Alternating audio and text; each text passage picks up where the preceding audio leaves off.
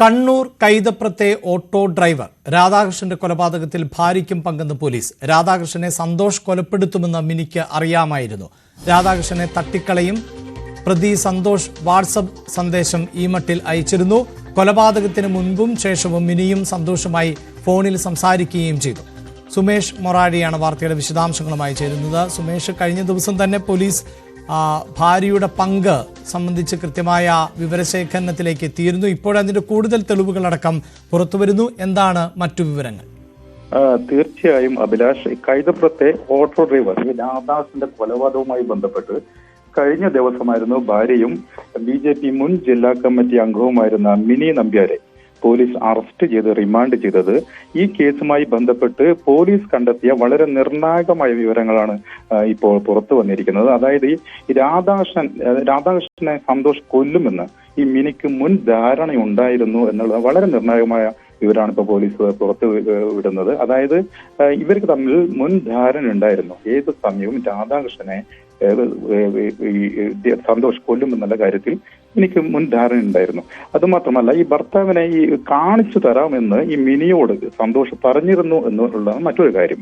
അതായത് ഏത് സമയത്തും തന്റെ ഭർത്താവിനെ താൻ കൊല്ലും എന്നുള്ള കാര്യത്തിൽ കൃത്യമായ വിവരം മിനിക്കുണ്ടായിരുന്നു എന്നുള്ളതാണ് പോലീസ് പറയുന്നത്. മറ്റൊരു കാര്യം എന്ന് വെച്ചാൽ ഇതിന് ശേഷം, അതായത് ഈ രാധാകൃഷ്ണൻ തട്ടിക്കളയും, അത് രണ്ട് സന്ദേശം രാധാകൃഷ്ണൻ ഈ വാട്സപ്പ് സന്ദേശമായി അയച്ചിട്ടുണ്ട്. അതിൽ പറയുന്ന കാര്യം, ഒന്ന് തന്റെ ഭർത്താവിനെ തട്ടിക്കളയും, മറ്റൊന്ന് പറയുന്നത് പൊട്ടിക്കും എന്നുള്ളതാണ്. ഈ രണ്ട് വാട്സപ്പ് സന്ദേശവും ഈ മിനിക്ക് ഈ രാധാകൃഷ്ണ അതായത് സന്തോഷ് അയച്ചു, ഒന്നാം പ്രതിയായ സന്തോഷ് അയച്ചു എന്നുള്ളതാണ് പോലീസ് പറയുന്നത്. മറ്റൊരു കാര്യം എന്ന് പറയുന്നത്, ഈ കൊലപാതകം നടന്ന ദിവസം തന്റെ മകനെ ഈ മിനി നിരന്തരം ബന്ധപ്പെട്ടു എന്നുള്ളതാണ്. അതായത് ഈ രാധാകൃഷ്ണനെ കൊല്ലും എന്നുള്ള കാര്യത്തിൽ വിവരം കിട്ടിയ ശേഷം ഈ സ്വാഭാവികമായി പുതിയതായി എടുക്കുന്ന വീട്ടിൽ ഈ മകനും ഈ രാധാകൃഷ്ണൻ നിരന്തരം വൈകുന്നേരങ്ങളിൽ വീട്ടിലെത്താറുണ്ട്. ഈ സമയം നോക്കിയായിരുന്നു കൊലപാതകം നടത്തിയത്. ഈ കാര്യം കൃത്യമായി സന്തോഷം അറിയിക്കുന്നതിന് വേണ്ടിയിട്ടായിരുന്നു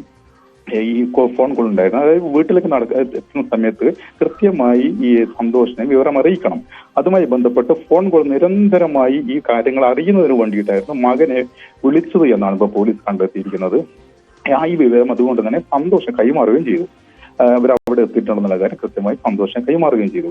മറ്റൊരു കാര്യം എന്ന് പറയുന്നത്, ഈ കുറഞ്ഞ കാലയളവിൽ ഇവര് 3000-ഓളം ഫോൺ കോൾ സംസാരിച്ചു എന്നുള്ളതാണ്. അതായത് ഈ ചെറിയ കാലയളവിൽ തന്നെ ഇവർ തമ്മിലുള്ള ബന്ധം സൂചിപ്പിക്കുന്ന കാര്യം, പ്രധാനപ്പെട്ട വിവരങ്ങളാണ് ഈ കാര്യം. അതായത് 3000-ഓളം ഫോൺ കോളുകൾ ഈ ചുരുങ്ങിയ കാലയളവിൽ ഈ മിനി നമ്പ്യാരും ഈ ഒന്നാം പ്രതിയായ സന്തോഷം തമ്മിൽ സംസാരിച്ചിട്ടുണ്ട് എന്നുള്ള കാര്യവും കൃത്യമായി പോലീസ് കണ്ടെത്തിയിരിക്കുന്നു. ഏതായാലും ഈ ഭർത്താവിനെ കൊല്ലും എന്നുള്ള കാര്യത്തിൽ കൃത്യമായി ധാരണ ഉണ്ടായിട്ട് പോലും ഈ കാര്യം മറ്റൊരാളെ അറിയിക്കുന്നതിന് വേണ്ടിയോ അല്ലെങ്കിൽ പോലീസിനെ അറിയിക്കുന്നതിന് വേണ്ടിയോ മിനി നമ്പ്യാർ തയ്യാറായിട്ടില്ല എന്നുള്ള കാര്യം കൂടി ഈ പോലീസ് കണ്ടെത്തിയിരിക്കുന്നു. ഏതായാലും കഴിഞ്ഞ ദിവസം 14 ദിവസത്തേക്ക് ഈ മിനി നമ്പ്യാരെ റിമാൻഡ് ചെയ്തിരിക്കുകയാണ്. ഇപ്പോൾ കണ്ണൂർ വനിതാ ജയിലിൽ റിമാൻഡിൽ തുടരുകയാണ് മിനി നമ്പ്യാർ. വാർത്തയുടെ വിശദാംശങ്ങളാണ് സുമേഷ് മൊറാഴ നൽകിയത്.